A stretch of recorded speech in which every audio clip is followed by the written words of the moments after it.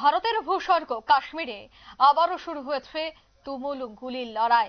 কাশ্মীরে ফের রাত থেকে তুমুল গুলির লড়াই। কুপওয়ারা সীমান্তে এখনো পর্যন্ত মৃত দুই পাকিস্তানি জঙ্গি।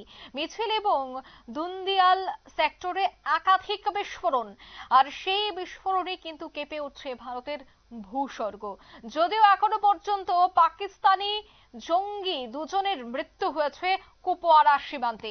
বিস্তারিত জানবো, টেলিফোন লাইনে যুক্ত হয়ে গেছে প্রতিনিধি সৌম মুখোপাধ্যায়। সৌম, কি আপডেট পাচ্ছ?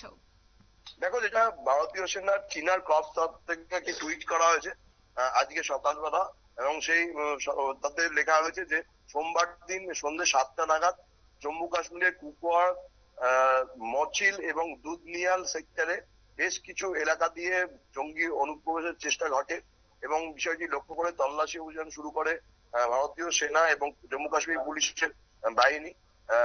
তারা যখন তল্লাশি চালাচ্ছিল সেই সময় উল্টো দিক থেকে গুলি ছোড়ে পাকিস্তানি অনুপ্রবেশকারীরা। পাল্টা জবাব দেয় সেনা এবং পুলিশের যৌথ বাহিনী। প্রায় 12 ঘন্টা ধরে এখনো পর্যন্ত গুলির লড়াই চলছে, এবং এখনো পর্যন্ত তো সেনার তরফ থেকে জানানো হয়েছে যে 2জন জঙ্গি মারা গেছে গুলির লড়াইয়ে।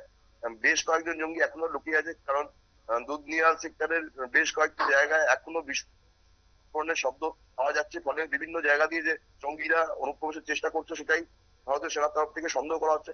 ফলে গোটা এলাকা ঘিরে ফেলে ভারতীয় সেনা তল্লাশি চালাচ্ছে, এবং জঙ্গিরা ভারতীয় সেনাকে বিভ্রান্ত করার জন্য বিস্ফোরণ ঘটিয়ে বিস্ফোরণ ঘটাচ্ছে। যদিও সেনা সজাগ রয়েছে, ফলে অনুপ্রবেশ কোনোভাবেই ঘটবে না বলেই মনে করা হচ্ছে। অঙ্কিতা। একদমই, ধন্যবাদ।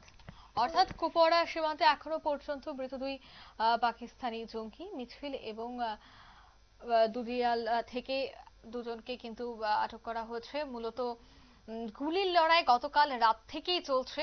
এখনো কিন্তু সেখানে চিরুনি তল্লাশি চালাচ্ছে সেনা।